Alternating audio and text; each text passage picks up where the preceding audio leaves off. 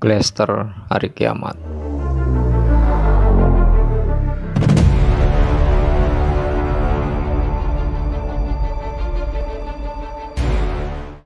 Glester merupakan bongkahan atau endapan es yang besar dan tebal yang terbentuk di atas permukaan tanah maupun permukaan laut.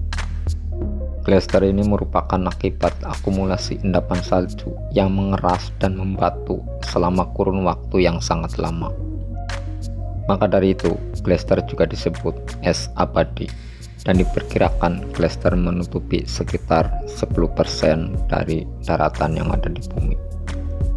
Banyak orang beranggapan bahwa glester selalu ada di daerah kutub, tapi sebetulnya glester juga ada yang terbentuk di daerah pegunungan yang tinggi.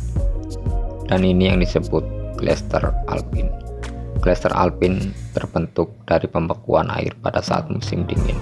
Lalu ketika temperatur tinggi, glester akan mencair dan mengalir ke permukaan yang lebih rendah dan menjadi sumber air bagi makhluk hidup.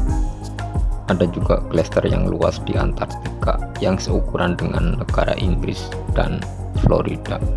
Mungkin bisa dibayangkan seberapa luas pembekuan es ini.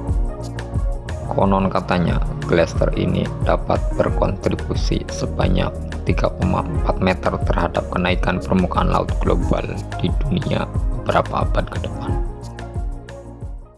Glester Twister dan Van Island di Antartika merupakan glester yang terkenal rentan.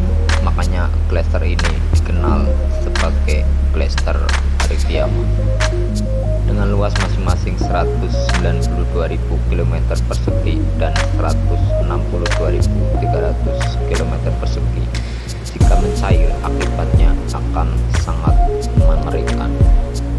Sedangkan telah diketahui sejak tahun 1900-an, satu persatu glester di kutub utara dan kutub selatan mulai mencair.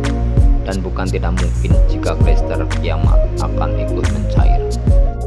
Dan apa sih dampaknya jika glester itu mencair sehingga dijuluki sebagai glester hari kiamat? Yang pertama, permukaan air laut akan meningkat. Karena jika glester itu runtuh, bongkahan es glester akan jatuh dan mencair di lautan. Akibatnya akan terjadi erupsi pantai dan gelombang pantai seperti angin topan akan meningkat. Dan yang lebih mengerikan, jika seluruh glester di bumi mencair, permukaan air laut akan meningkat sekitar 70 meter dan sudah dipastikan Florida dan Amerika Serikat akan tenggelam selamanya. Yang kedua, hewan kutub terancam punah. Karena bukan cuma manusia, hewan kutub pun akan terancam kehilangan tempat tinggalnya. Otomatis mereka terancam punah. Yang ketiga, cuaca bumi akan semakin memanas. Cuaca di bumi akan kacau dan temperatur di kutub akan meningkat secara drastis. Sehingga cuaca akan berubah dan sebagian wilayah akan mengalami kekeringan panjang. Yang keempat, bumi akan mengalami gempa yang cukup besar. Menghilangnya sebagian daratan bukanlah satu-satunya bencana yang akan timbul. Akan tetapi akan terjadinya gempa besar akibat dari mencairnya es di bumi. Berikutnya, virus purba akan menyebar.